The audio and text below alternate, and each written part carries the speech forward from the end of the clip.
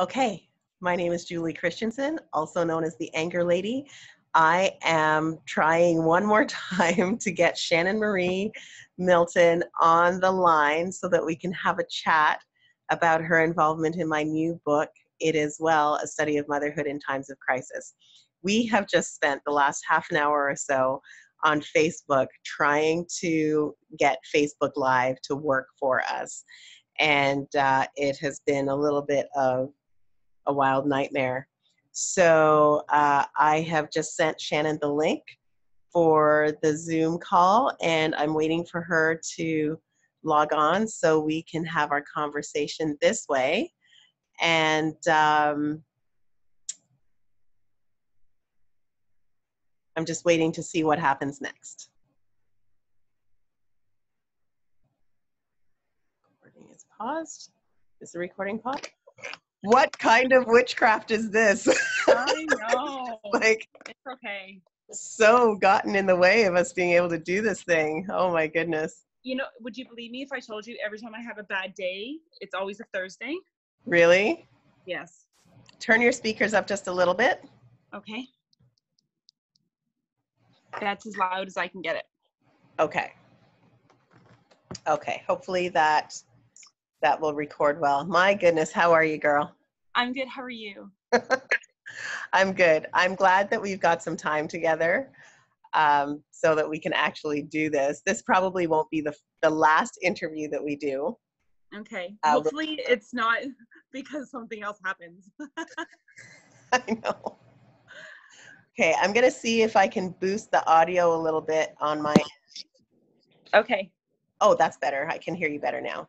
Awesome. And okay, so I rested it on my MacBook, so hopefully that'll work. Okay.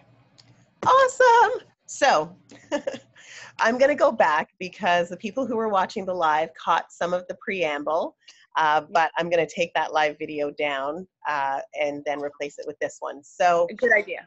Good idea. I think what I had said in the original when we first started was that when Shannon and I met, I had already been through some stuff in my own personal life, and we had gotten talking about that at last year's OLC at the marketplace, and we didn't know then what God was going to do in Shannon's home, in her family, and in her life. And then in the fall of that same year was when Braidyn got into his accident, and Shannon went through a really serious time of crisis with her own family. And I was mentioning that when I was going through my issues, I realized how little support there is for moms. You know, moms are the ones that are the glue of the family. We keep everybody together. We do all that emotional stuff. And we support everybody else as they go through. But we don't necessarily have that same kind of support when we're going through something. So this was what prompted me to write the book, because as I said in the previous recording, that there were so many times that I just had to swallow my pride and call the 1-800 helpline and talk to people and say to them, you know, I'm a therapist and I know what to tell other people, but now I'm going through it and I need somebody to say those things to me, right? And it was very difficult. It was a difficult road to navigate because I'm usually in the position of being the person who helps other people, not the person who needs the help. So that was unique and challenging. But we're not here to talk about me so much as we are to talk about Shannon and Shannon's experience. Shannon was kind enough to allow me to use her story in the book. And I'll just hold up. This is I've sold out of all my print copies that I did myself. I'm going to be ordering some more. This is the proof from Amazon, which is why you have this not for resale watermark on the cover. But this is my proof from Amazon. So you can't get the books on Amazon. But Shannon wrote one of the chapters that's in this book. And it's chapter 15. I don't know if you can read that. It's kind of backwards. But this is Shannon's chapter 15. So I want to get into it without any further delays, just in case something else happens and we lose our tech. So Shannon, welcome, and thank you so much for taking the time. I know you're busy and you have lots going on, and Thursdays are not typically your good days. So thanks for joining me. So can you give the audience, I know people who follow you through Gathered in Grace, the insiders group that you have on Facebook, know a lot of your story with Braidyn, but can you fill it in for the people who perhaps follow me on my side and don't know you? Sure. First of all, thanks for having me.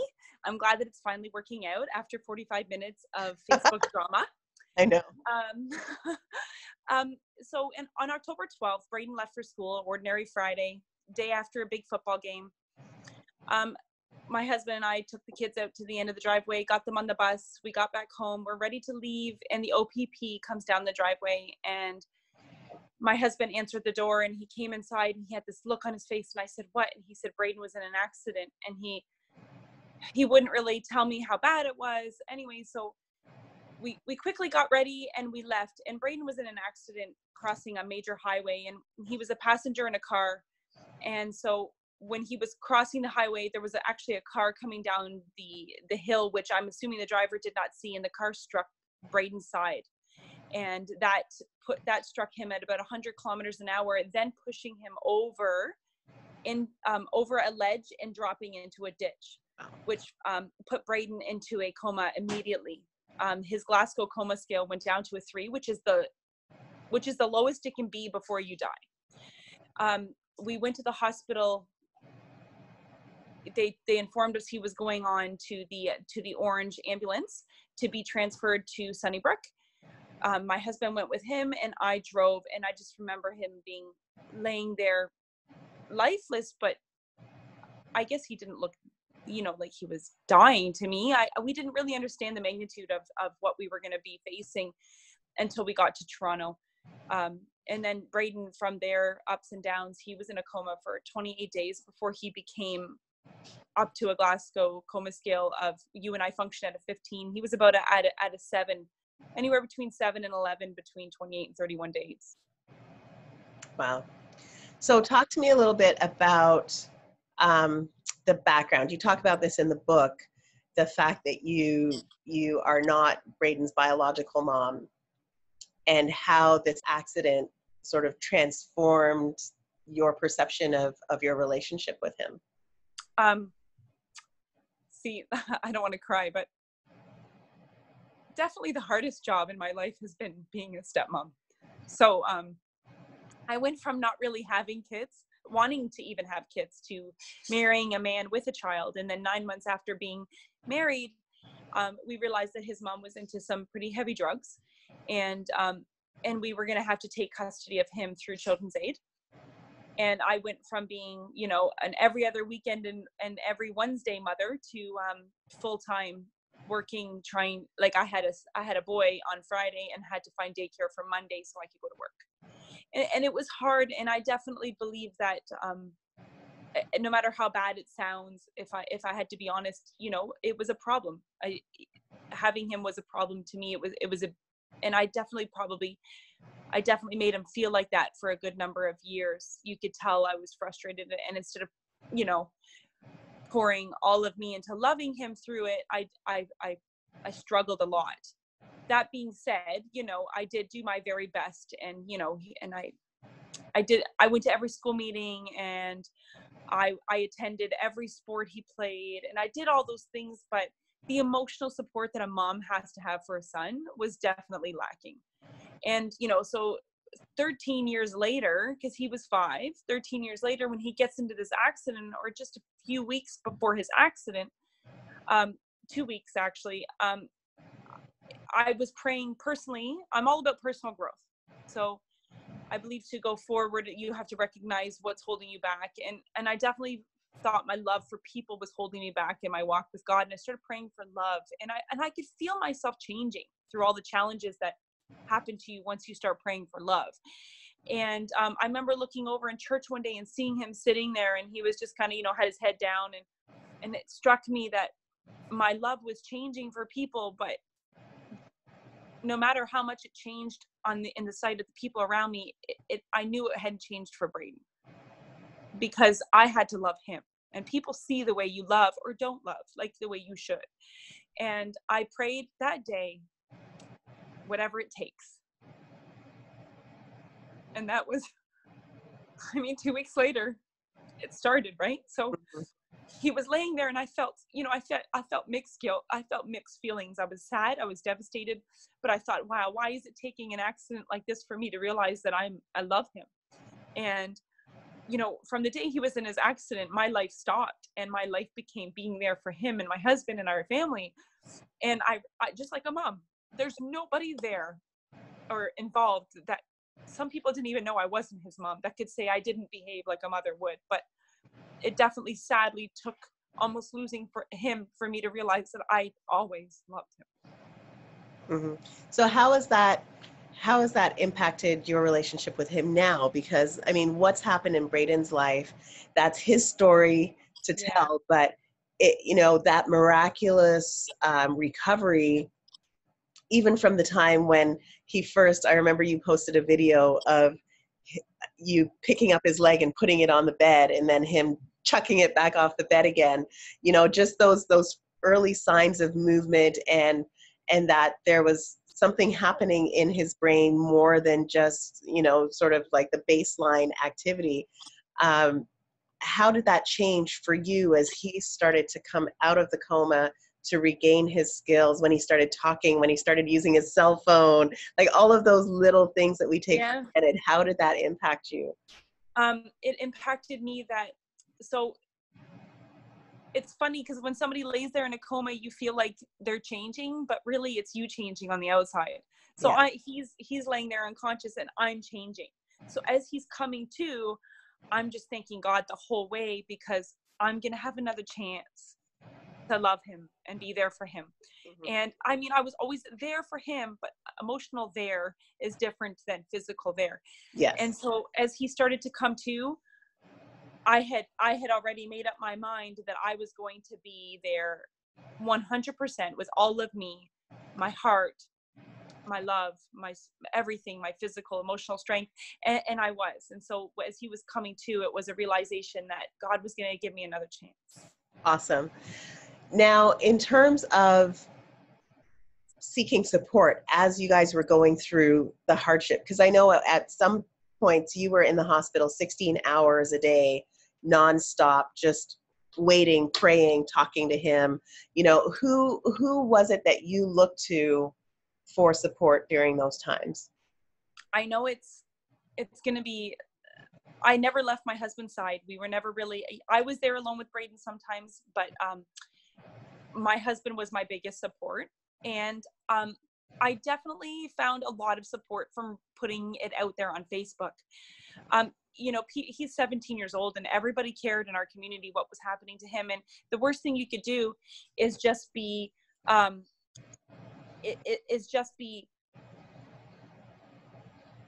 like a story that they have to hope to find out more for. So I decided to put the story out there because I knew he had a lot of friends that were wondering what was going on. And so I started to do that. And then from there, I realized, you know what? This is my opportunity to show the miracle that God is going to do. So I decided to, put God right out there and make him accountable in front of thousands and thousands of people who were following. And I found a lot of support from people sending me messages when I woke up at 3 a.m. crying and worrying about him. People sending me messages saying, I woke up at 3 this morning and I thought of you and I prayed for your son. People who I didn't know. So I drew my support from this place in cyberspace. Yes. Yeah. That online community. Yeah. And definitely my sister was a big support. And, but right there with me, my husband and these people that I didn't even know. Mm-hmm. And so when you looked to the word, because you and I have had this conversation in previous chats, that for me, it was the Psalms. Like I just didn't. Yes. I don't know how to even explain it. And I know that you understand this, but I didn't have the wherewithal to do in-depth Bible study while my life was falling apart around me, right? Like it was the stuff that I had memorized since I was a kid, those scriptures like some trust in chariots and some in horses, but we will call on the name of the Lord our God. It was scriptures like that from the Psalms that really just kept me going. And I would go to those, yet I will trust in my God, my, my strength, my Redeemer, those sorts of scriptures. Those are the ones that helped me. So when you went to the Word, what was it for you that really supported you through those difficult times? I definitely have to give credit to my husband. My pastor's wife and people in my church would send me scriptures all the time. And I know I sent you the list of the scriptures, and I'm afraid to go over to my phone and pull up the actual scriptures because I do have a list, but I'm afraid of losing this video. Okay. Because several of them I put in the chapter. Yep. There was the one where God says that before we cried out, he was going to answer our cry. Mm-hmm. And I felt like it was his way of saying, I knew you were going to be here before this happened, and I knew you were going to cry, but I'm going to be here. I guess the biggest thing is you want to know that you're not alone. And right. Yes. Because you feel very alone in those moments, right? Yeah. Yes. Yeah. But for some reason, going through something like this without God is very different than going through something like this with God and a promise. Yeah. Yeah. So I have it here, Isaiah 65, verse 24. And it shall come to pass that before they call, I will answer. And while they are yet speaking, I will hear. There you go. That's a good one. Yeah. That was just the one that we read, and then people kept sending it to me that same day. And I was like, okay, this means something. This means that we're all on the same page and God is going to be with us through it. Mm-hmm. That just implies that he has gone before me and he knew that we were going to be in this state. Yeah.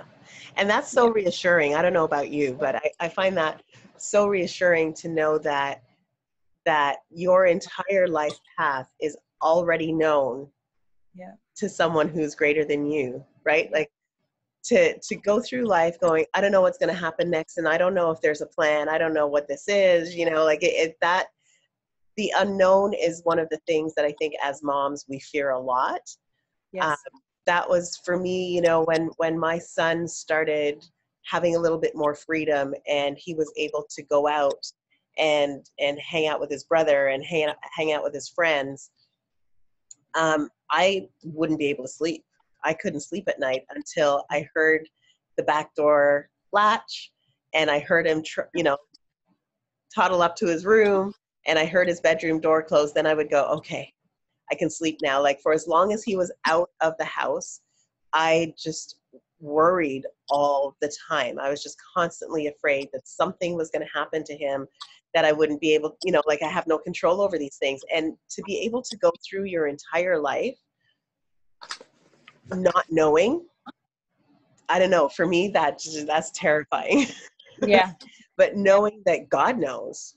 Yeah. And he's in control, and whatever happens, he's already been there, right? Like he moves through time and space. He doesn't have to follow the constructs that he's created for us. So I found a lot of comfort in that, knowing that he had already moved ahead. He had already been to where my son was going to be with his friends. He already knew whether or not my son was going to come home. And if he wasn't coming home, then there was a reason for that even, and I had to really learn how to trust him.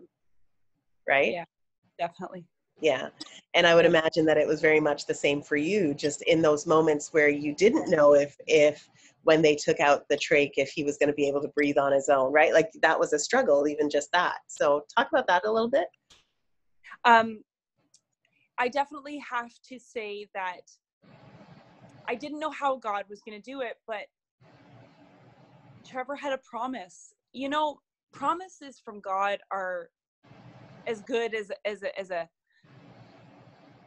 a money order that's already been paid. You don't have to worry about that check bouncing, we had a promise that Braidyn was going to be all right. And, at the time of his accident, spiritually, Braidyn wasn't all right. And we knew that meant that Braidyn was not only going to have an opportunity to make it right and be okay, like the promise was, but also that he was going to be mentally sound to do that. And so we held on to that. So I didn't have moments where I didn't know whether or not it was going to happen. I just had moments where I didn't know how he was going to make it happen, but he was going to make it happen. And when he did, the timing was going to be perfect. Now, not to say that there isn't other times in your life where you don't have a promise and then you really don't know. Yeah. I mean, we're definitely a little extra blessed in this area, given the magnitude of the accident. We had a promise that really held us strong, really strong. So we held on to that with everything. You can stand on the word of God. Right. So that brings me to our next topic of discussion. I will, in the lead up to this to the live, I promised that we would give 3 strategies. Yep. 3 strategies to moms. So what's the first thing that you would suggest to a mom who finds herself in a situation where her child is in crisis, where something really serious is happening and she needs to step in and be that support? What's the first thing that you would say to her? I would say to check yourself. And by that, I mean, women are emotional. We act on emotion. So my biggest thing is, I am somebody who loses it over the little things and holds it together really good over the big things. So I just had to take a breath and be like, and call and just take that moment to say, okay, I have a promise. He's alive and the road's going to be long. And I had a moment to put that all in a basket and say, okay, I'm going to face it with this. So my first thing is when it hits you, somehow not overreact, because as soon as we overreact, somehow it's not about us. I mean, it's not about them, it's about us. Yeah. And you have to be strong for them and not for yourself. Unfortunately, at that, you know what I'm trying to say? Like, it's not about you. You're alive and you're well, so you're going to make it. It's just how you're going to make the ride. So that is your seatbelt. Okay, it's going to be a bumpy ride, you know, but your vehicle's running, so put your seatbelt on and get ready. And that's what I had to do, is I had to stop driving from the hospital home to get our clothes to go back to Sunnybrook. Was my time to just, okay, Shannon, this is it. This is a big road. And how are we going to do this? We're just going to hold it together no matter what.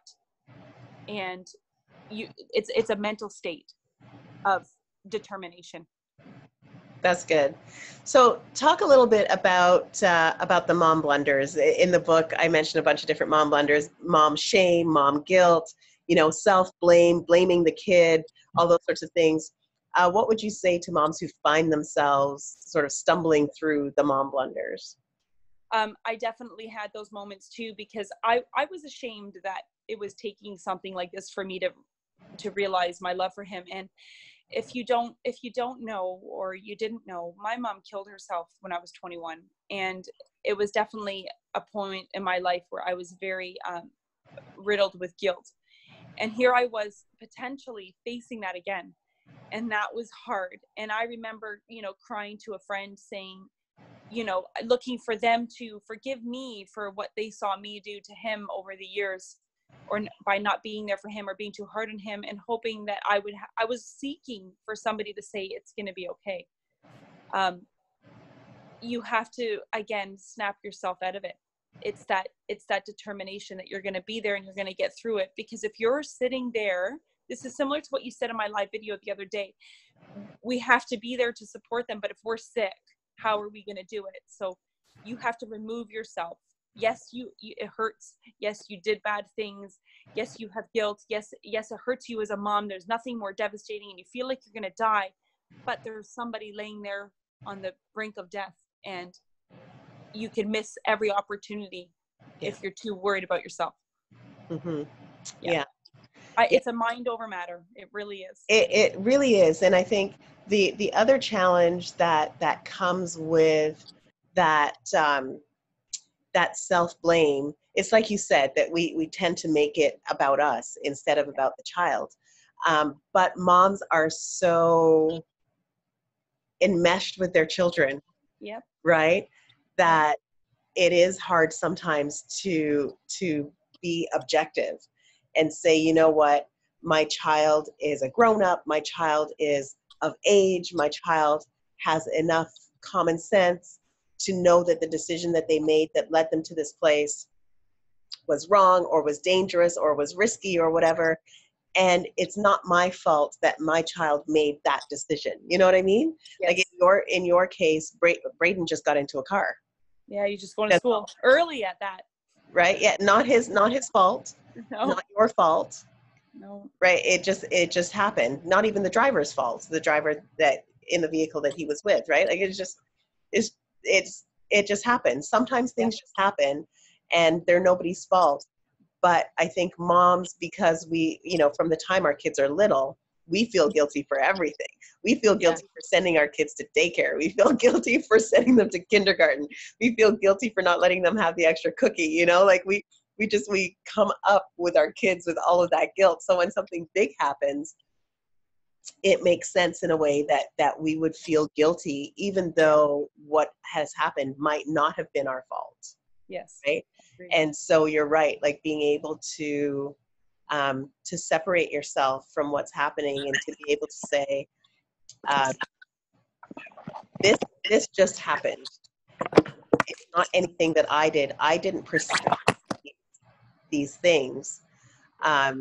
They're just happening. My job now is to be available emotionally and physically for my child, right?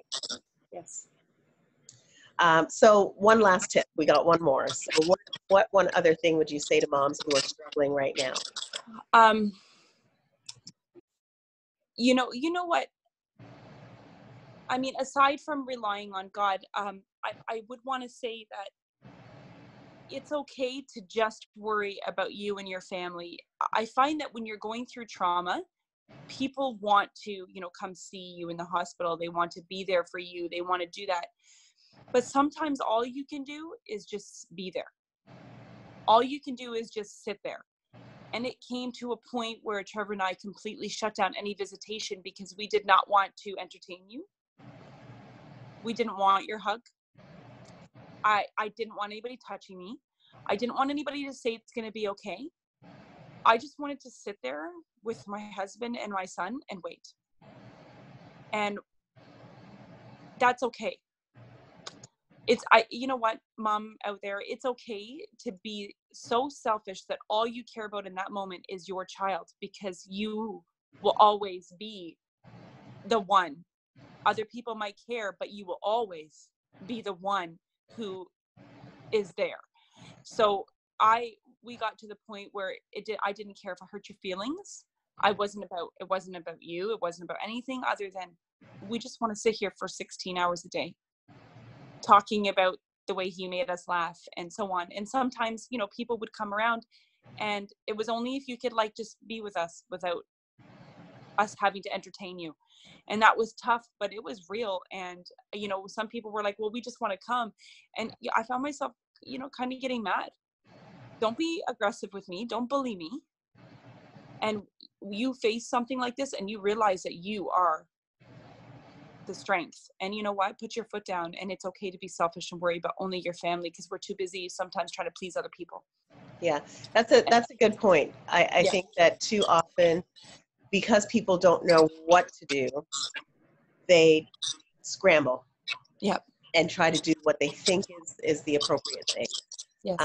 But in a lot of cases, and I know it's not malicious, right? No, it's established that it's not malicious. People are doing whatever it is they're doing out of the kindness of their heart because they want to show compassion. But like you say, sometimes the best thing you can do to support someone who's going through something traumatic is to just silently sit there and say nothing. Or pray. Just be present, or just pray. I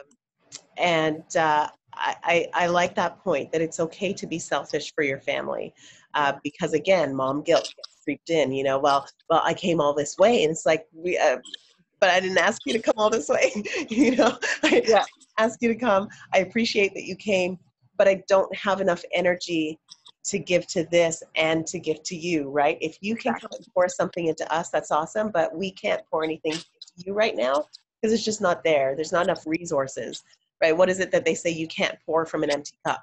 That's right. Right? So when you are not in overflow, you just have to conserve what you have for yourself, for your husband, for your kids, and the rest will come later. There will be time, God willing, for celebration and for connection and all those sorts of things. But in that moment, sometimes you just need to to take care of your family, right? And that's yeah. You don't have a second chance to do this the right way. So you could, you know, to look back and say, I should have did this, I should have did that. So if you can actually have those moments of clarity where you're like, okay, no, this is the way it's got to be, then do it. mm-hmm. Yeah. Good advice. Awesome.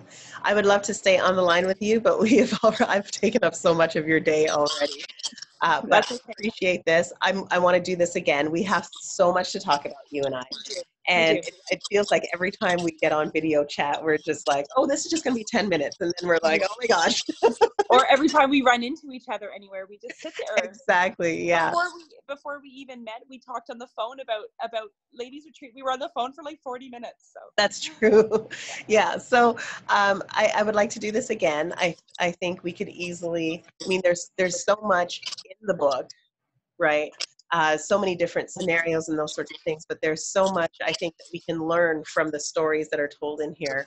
And I'm grateful that you're willing to take the time to do that with me. So let's call this a day and we'll do it again. And hopefully, I don't want to promise, but I really, really, really want to get to Peterborough before the end of 2019. And if and when that happens, then you and I can sit down and do something together. We can be live in the same room and not have all this Facebook chaos that we had today. But everybody, I would encourage you, if you're not already following Shannon through her personal Facebook or through the Gathered in Grace Insiders, I would encourage you to do that. She is a terrific person, a wonderful mom. She does a whole bunch of different things, just live interviews or live videos, coffee with Shannon, and really uplifting and has lots of positive things to share. So I encourage you to do that. And if you don't already have a copy of it as well, I encourage you to go to Amazon.com, purchase your copy there. It will print, bind, ship to your location, and it has been priced to reflect the change or the difference in the American dollar. So you're going to pay in American dollars, but what you pay will be comparable to what you would pay if you purchased it directly from me in Canadian money, okay? So please do that. Support this work. Tell your friends. If you are a mom, if you know a mom, if you have a mom, I encourage you to get this book and share it with others. Shannon's story alone will bless your heart, but there are other stories in here as well that I think will be really encouraging. So thank you again, Shannon. I appreciate you so much. I am going to get to work right now and get this video rendered and get it posted up on Facebook. And as soon as I do that, you can share it to your groups as well, okay?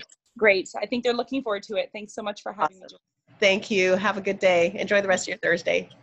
Bye.